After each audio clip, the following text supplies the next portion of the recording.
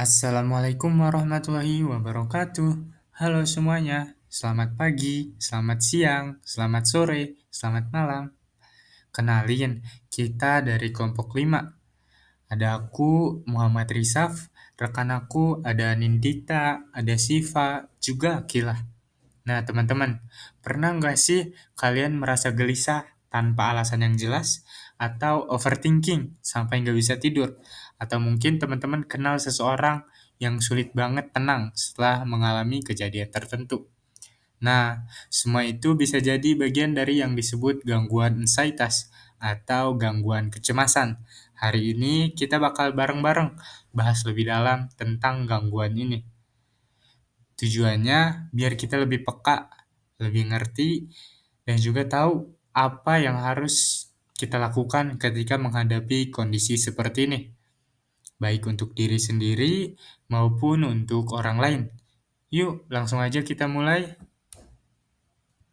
Teman-teman di sini ada yang udah tahu ansietas belum sih? Kalau belum, sini aku kasih tahu. Ansietas atau gangguan kecemasan adalah kondisi saat seseorang merasa cemas, takut, atau khawatir secara berlebihan. Bahkan ketika sebenarnya tidak ada alasan yang jelas untuk merasa seperti itu. Rasa cemas ini muncul terus-menerus, susah dikendalikan, dan bisa mengganggu aktivitas sehari-hari. Sebenarnya merasa cemas itu wajar kok, misalnya saat mau ujian atau presentasi. Tapi pada orang dengan gangguan kecemasan, rasa cemasnya muncul terlalu sering, terlalu kuat, dan kadang tanpa alasan yang jelas. Menurut DSM-5 atau Diagnostic and Statistical Manual of Mental Disorder edisi kelima, gangguan kecemasan adalah kelompok gangguan mental yang ditandai oleh rasa takut dan kecemasan berlebihan, serta gangguan perilaku yang muncul sebagai respon terhadap perasaan itu.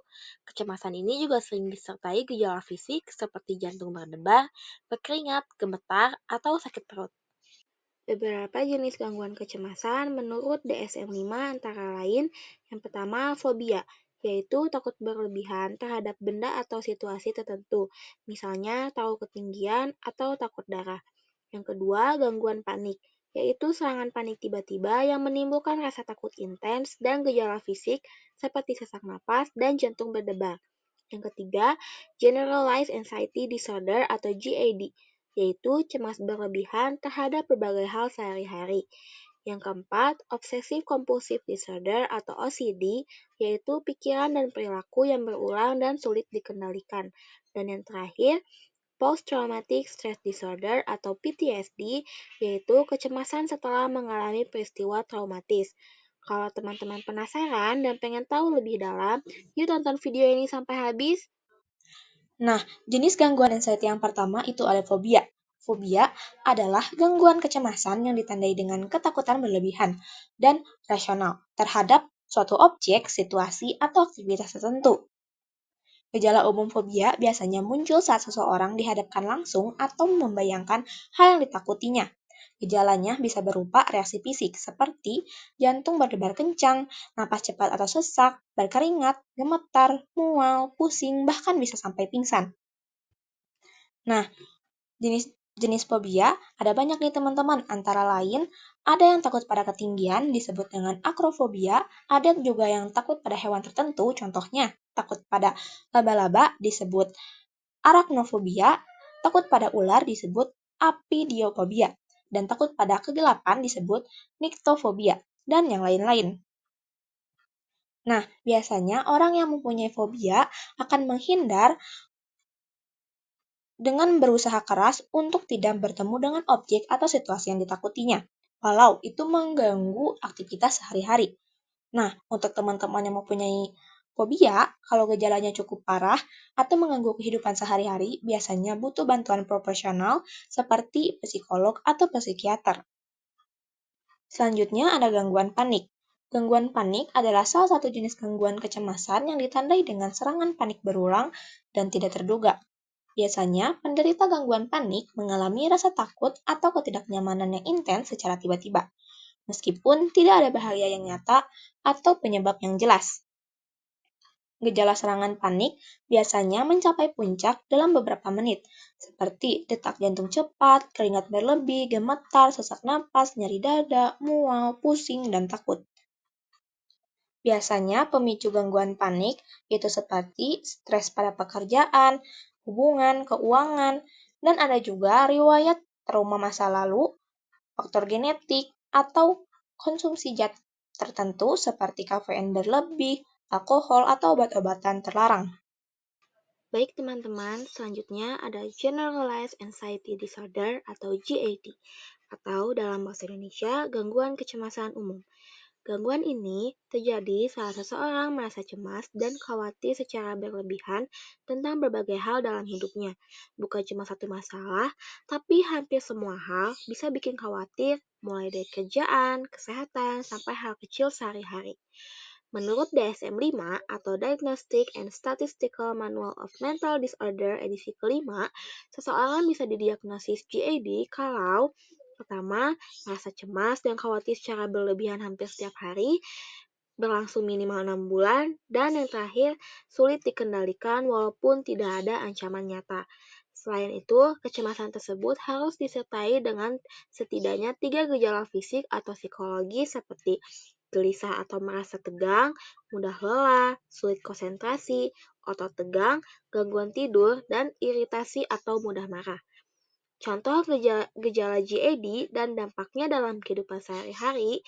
Yang pertama, ada khawatir berlebihan. Contohnya, seseorang terus-terusan merasa takut akan dipecat dari pekerjaannya, padahal nggak ada masalah sama sekali. Dampaknya, karena pikirannya dipenuhi kekhawatiran, dia jadi susah fokus kerja, performanya bisa menurun, dan malah jadi benar-benar bermasalah di tempat kerja. Yang kedua, gelisah dan sulit tenang. Contohnya, siswa nggak bisa duduk diam di kelas, kakinya goyang terus, atau tangan mainin pulpen karena pikirannya nggak tenang. Dampaknya, akibatnya dia jadi nggak bisa menyerap pelajaran dengan baik, nilai ujian bisa turun, dan dia merasa makin tertekan. Yang ketiga, mudah lelah. Contohnya, badan terasa capek terus padahal nggak banyak aktivitas karena pikiran terus bekerja tanpa henti mikirin hal-hal kecil. Dampaknya, ini bikin aktivitas sehari-hari terasa berat dan bisa menurunkan produktivitas di sekolah, kampus, ataupun kerja. Yang keempat, sulit konsentrasi. Contohnya, mahasiswa lagi belajar, tapi malah kepikiran banyak hal lain, kayak takut nggak lulus, takut dimarahin, dan lain-lain. Dampaknya, belajarnya jadi nggak efektif, hasil ujian bisa jelek, dan makin bikin stres. Yang kelima, tegang otot dan sakit kepala. Contohnya, leher dan bahu sering pegal karena otot menegang tanpa sadar sepanjang hari. Dampaknya, rasa sakit ini bisa mengganggu aktivitas, bikin gampang marah, dan kualitas hidup jadi menurun. Dan yang terakhir, ada gangguan tidur. Contohnya, susah tidur karena otak nggak bisa diam, terus mikirin hal-hal yang belum tentu terjadi. Dampaknya, kurang tidur bikin badan lemas, susah mikir jernih, dan jadi gampang panik atau emosi. Selanjutnya adalah Obsessive Compulsive Disorder atau yang lebih dikenal dengan OCD. OCD adalah gangguan mental yang ditandai oleh pikiran atau ketakutan yang muncul terus-menerus dan tidak diinginkan. Itu disebut obsesi. Serta dorongan kuat untuk melakukan suatu tindakan berulang-ulang yang disebut kompulsi. Orang dengan OCD seringkali menyadari bahwa apa yang mereka lakukan berlebihan atau tidak masuk akal, tapi tetap merasa terpaksa melakukannya demi meredakan kecemasan.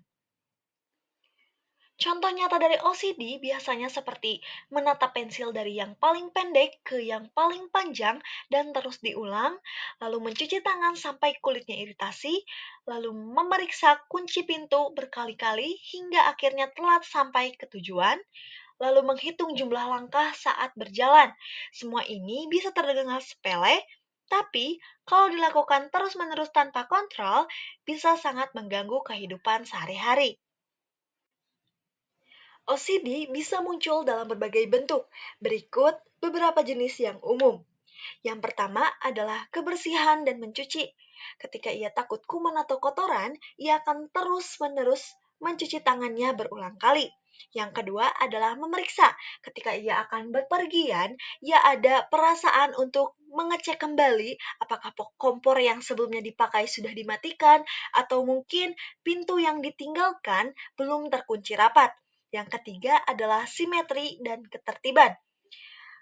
Ia merasa harus menyusun barang dengan sempurna. Yang keempat adalah renungan atau intrusive thought. pikiran mengganggu yang sangat sulit dihilangkan.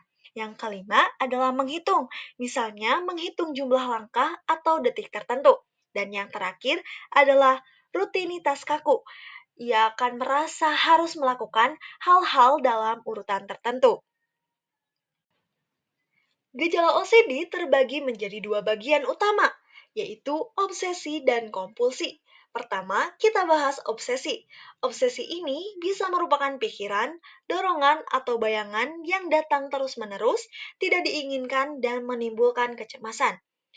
Misalnya, pikiran agresif terhadap diri sendiri atau orang lain, ketakutan akan mencelakakan seseorang tanpa sengaja, pikiran tabu yang bertentangan dengan nilai moral, dan kebutuhan ekstrim agar segala sesuatu harus simetris atau sempurna.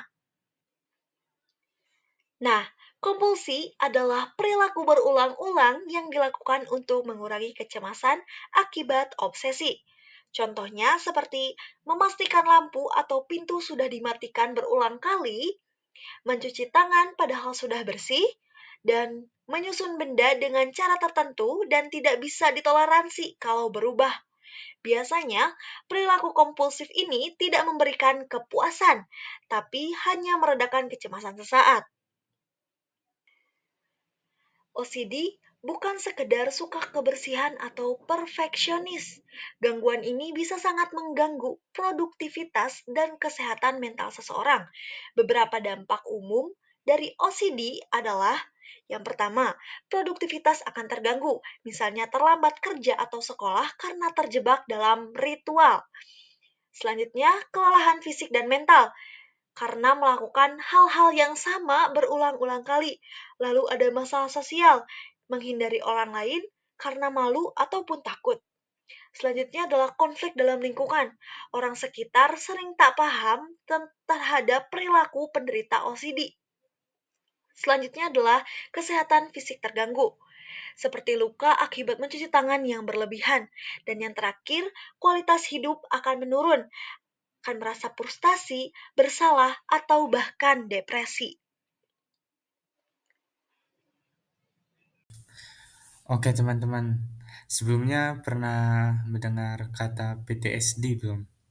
Nah, PTSD atau Post Traumatic Stress Disorder adalah gangguan psikologis yang muncul setelah seseorang mengalami atau menyaksikan kejadian yang sangat traumatis. Misalnya, seperti kecelakaan, kekerasan, atau bencana besar. Nah, biasanya orang-orang yang mengalami PTSD ini punya gejala kayak kecemasan berlebih, kilas balik akan kejadian trauma, bahkan bisa sampai mengganggu kondisi fisik dan mental mereka secara ekstrim loh. Nah, teman-teman, tahu apa itu PTSD? Sekarang kita coba lihat apa aja sih hal-hal yang bisa memicu PTSD. Karena penting banget nih buat kita tahu supaya bisa lebih peka kalau ada orang di sekitar kita yang ternyata sedang berjuang menghadapi trauma. Yang pertama, yaitu ada kecelakaan serius sebagai pemicunya, kekerasan fisik atau seksual, bencana alam, perang atau konflik bersenjata, kematian atau ancaman kematian, cedera serius, atau ancaman terhadap integritas fisik. Misalnya, kecelakaan serius ketika kita pernah mengalami kecelakaan motor yang parah sampai bikin kita trauma pas lihat jalan yang sama atau dengar suara motor. Lalu kekerasan fisik atau seksual, contohnya orang yang pernah jadi korban KDRT atau pelecehan seksual, dia bisa trauma dan takut ketemu orang baru atau bahkan merasa nggak aman terus. Lalu bencana alam, kayak korban gempa atau banjir besar, walaupun udah sempat selamat, mereka bisa tetap trauma loh. Dia dengar suara hujan deras atau merasakan getaran-getaran kecil. Perang atau konflik bersenjata. Nah, ini biasanya dialami oleh veteran, oleh tentara, atau orang-orang yang hidup di daerah konflik. Jadi, bagi mereka suara ledakan atau tembakan bisa langsung bikin mereka panik. Jadi, ini bisa menjadi pemicu dari PTSD. kematian atau ancaman kematian. Misalnya, seseorang hampir meninggal karena sakit parah atau kehilangan orang terdekat secara tiba-tiba. Nah, itu bisa meninggalkan bekas trauma yang mendalam. Cedera serius atau ancaman terhadap integritas fisik, kayak pernah luka serius karena kecelakaan atau kekerasan, terus jadi takut berada di tempat yang ramai atau merasa nggak aman di tubuhnya sendiri. Kalau seseorang mengalami trauma dan ternyata dia mengembangkan PTSD, biasanya mereka akan menunjukkan gejala-gejala tertentu loh. Nah, ini juga penting buat kita untuk mengetahui hal tersebut, supaya kita tahu kapan seseorang butuh bantuan yang lebih serius. Untuk gejala-gejala PTSD, contohnya ada flashback, ada mimpi buruk, menghindari pemicu, kecemasan terlebih, dan perubahan suasana hati. Flashback nih, misal kayak tiba-tiba keinget kejadian traumanya nih sejelas itu, kayak nonton ulang kejadian aslinya di kepala kita. Misalnya ketika kita hampir tenggelam, pas kita lihat air bisa langsung merasa kayak lagi tenggelam loh. Nah, itu gejala PTSD dari flashback. Selanjutnya ada mimpi buruk. Kadang tidur pun nggak tenang karena sering mimpi buruk soal kejadian traumanya. Misalnya tadi kita pernah tenggelam, jadi saat mimpi kita teringat dengan kejadian tenggelam kita saat itu. Atau misal korban kecelakaan mobil, jadi dia sering mimpi mobilnya nabrak terus. Lalu menghindari pemicu, yaitu maksudnya dia jadi menghindari tempat, orang, atau situasi yang ngingetin dia sama traumanya. Contohnya, nggak mau lewat jalan terus nggak mau lewat jalan tertentu nih, karena jalan tersebut pernah menjadi kejadian traumanya dulu. Lalu kecemasan berlebih, sering merasa tegang, susah tidur, gampang kaget, bahkan susah fokus. Misalnya suara keras nih sedikit aja bisa bikin kita langsung panik atau gelisah. Yang terakhir, perubahan suasana hati. Bisa tiba-tiba marah tanpa alasan yang jelas, atau justru merasa kosong dan mati rasa. Kadang jadi susah percaya sama orang, atau ngerasa hidup ini nggak ada harapan. Gejala-gejala tadi bisa muncul terus-menerus dan juga mengganggu kehidupan banget loh sehari-hari. Sayangnya, orang dengan PTSD kadang nggak sadar kalau mereka sedang butuh pertolongan. Nah, makanya penting banget untuk kita buat sama-sama belajar soal ini, biar bisa saling jaga, juga saling mendukung. Nah, teman-teman, ternyata PTSD itu nggak muncul dalam satu bentuk aja loh. Ada beberapa jenisnya, tergantung waktu dan lamanya gejala muncul. Yang pertama, ada PTSD akut, yaitu gejalanya muncul dalam waktu 1 sampai 3 bulan setelah trauma. Selanjutnya ada PTSD kronik, yaitu gejalanya berlangsung lebih dari 3 bulan. Selanjutnya yang terakhir ada PTSD onset atau tertunda. Nah, ini gejalanya baru bisa muncul setelah 6 bulan atau bahkan lebih dari kejadian traumatis. Kadang orangnya sendiri tuh nggak nyadar karena mikir bahwa dia tuh udah move on, padahal belum selesai secara psikologis. Makanya penting banget buat kita tetap peka terhadap perubahan kondisi mental kita sendiri, bahkan setelah waktu yang lama dari kejadian. Sekarang kita geser sedikit ke gangguan kecemasan secara umum. Karena PTSD itu adalah bagian dari anxiety disorder. Apa sih yang bikin seseorang bisa mengalami gangguan kecemasan? Ada faktor biologis, faktor psikologis, dan faktor lingkungan. Untuk faktor biologis, pertama, faktor genetik. Kalau ada keluarga yang punya riwayat anxiety, kita juga punya resiko lebih tinggi untuk mengalaminya. Selain itu, ketidakseimbangan zat kimia otak kayak serotonin dan norepinefrin juga bisa buat kita gampang cemas.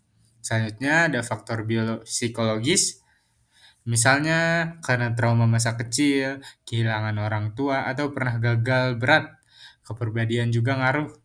Orang yang perfeksionis atau gampang takut cenderung lebih rentan dalam mengalami gangguan anxiety.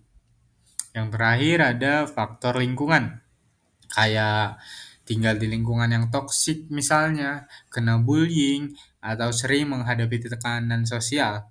Perubahan hidup besar seperti pindah kota, perceraian orang tua, atau kehilangan pekerja juga bisa menjadi pemicu atau penyebab dari gangguan anxiety. Jadi bisa dibilang gangguan kecemasan itu muncul karena kombinasi antara biologis, psikologis, dan juga lingkungan. Selanjutnya, kita akan membahas penanganan untuk gangguan kecemasan. Meskipun setiap jenis gangguan punya penanganan khusus, ada beberapa terapi umum yang sering digunakan dan terbukti efektif. Yuk kita bahas satu persatu. Yang pertama adalah psikoterapi atau terapi bicara. Salah satu pendekatan yang paling efektif adalah Cognitive Behavioral Therapy atau yang dikenal dengan CBT. Terapi ini membantu kita mengenali pikiran-pikiran irasional yang memicu kecemasan, lalu menggantinya dengan pola pikir yang lebih realistis dan sehat. CBT juga sering dilengkapi dengan latihan pemaparan secara bertahap terhadap situasi atau objek yang memicu rasa cemas. Terapi berikutnya adalah terapi paparan atau exposure terapi. Terapi ini terutama digunakan untuk gangguan seperti fobia, OCD, dan PTSD. Dalam proses ini, individu secara perlahan dihadapkan pada hal-hal yang membuat cemas sampai akhirnya rasa takut itu berkurang dengan sendirinya karena terbiasa. Kalau gejala kecemasannya sudah berat atau sangat mengganggu aktivitas sehari-hari, biasanya digunakan juga terapi obat-obatan. Obat yang sering digunakan antara lain SSRI seperti sertraline dan SNRI seperti venlafaxine. Ada juga benzodiazepine, tapi ini hanya digunakan jangka pendek karena ini dapat membuat ketergantungan. Sedangkan beta blocker kadang dipakai untuk meredakan gejala fisik seperti jantung berdebar. Selain terapi dan obat, manajemen diri juga penting. Misalnya dengan latihan relaksasi seperti pernapasan dalam, meditasi, atau mindfulness. Menjaga pola tidur, olahraga rutin, dan mengurangi konsumsi kafein juga bisa membantu. Jangan lupa punya dukungan sosial atau ikut support bisa membuat proses pemulihan jadi lebih ringan. Sekarang kita bahas penanganan berdasarkan jenis gangguannya ya. Untuk fobia spesifik, misalnya takut ketinggian, darah, atau serangga, terapi yang paling efektif adalah terapi paparan bertahap, mulai dari membayangkan, melihat gambar, sampai berhadapan langsung. CBT juga bisa digunakan untuk membantu kita berpikir lebih logis terhadap hal yang ditakuti. Obat biasanya tidak dibutuhkan, kecuali jika fobianya sangat mengganggu. Untuk gangguan panik, gejalanya seperti serangan panik tiba-tiba, jantung berdebar, atau sesak napas, penanganan utamanya adalah CBT yang mengajarkan bahwa serangan panik tidak berbahaya dan kita bisa mengatasinya. Pelatihan pernafasan dan relaksasi juga sangat bermanfaat. Jika perlu, bisa ditambahkan obat SSRI atau benzodiazepine di awal terapi. Nah, kalau GAD atau kecemasan menyeluruh biasanya ditandai dengan rasa cemas yang berlebihan dan terus-menerus. CBT akan membantu melatih kita untuk menghadapi ketidakpastian dan mengubah pola pikir negatif. Terapi relaksasi dan mindfulness juga direkomendasikan. Untuk obat, SSRI dan SNRI adalah pilihan utama, dan buspiron bisa jadi alternatif yang tidak menyebabkan ketergantungan. Untuk OCD atau gangguan obsesif kompulsif, kita bisa menggunakan CBT dengan pendekatan ERP, yaitu Exposure and Response Prevention.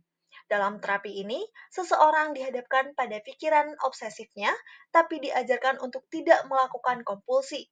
Latihan mindfulness juga bisa membantu mengelola kecemasan. Obat yang diresepkan biasanya adalah SSRI dalam dosis tinggi atau clomipramine jika SSRI kurang efektif. Terakhir, untuk PTSD atau gangguan stres pasca trauma. Gejalanya seperti kilas balik, mimpi buruk, dan selalu waspada. Terapi utama yang digunakan adalah CBT yang berfokus pada trauma, terapi pemaparan, dan EMDR, yaitu terapi dengan gerakan mata sambil mengingat kejadian traumatis. Obat yang biasanya digunakan adalah SSRI seperti sertraline dan paroxetine dan prazosin untuk mengurangi mimpi buruk. Yang penting untuk diingat, semua terapi ini harus dilakukan oleh profesional seperti psikolog atau psikiater. Setiap orang punya respon yang berbeda terhadap terapi, jadi perlu evaluasi rutin dan pendekatan yang sesuai dengan kondisi masing-masing. Terapi bukan proses instan, dibutuhkan kesabaran, konsistensi, dan dukungan untuk hasil yang optimal. Gangguan kecemasan bukanlah tanda kelemahan, melainkan sebuah kondisi yang nyata dan bisa dialami siapa saja. Dengan pemahaman yang tepat, dukungan dari orang sekitar, dan bantuan profesional, kecemasan bisa dikelola, bahkan diatasi. Jadi, mari kita bangun lingkungan yang lebih peduli, lebih sadar, dan lebih berempati terhadap kesehatan mental. Karena tidak ada salahnya untuk meminta bantuan dan selalu ada jalan untuk pulih. Your mental health matters, your story matters, you matters. Sekian dari kelompok kami, sampai jumpa di lain kesempatan.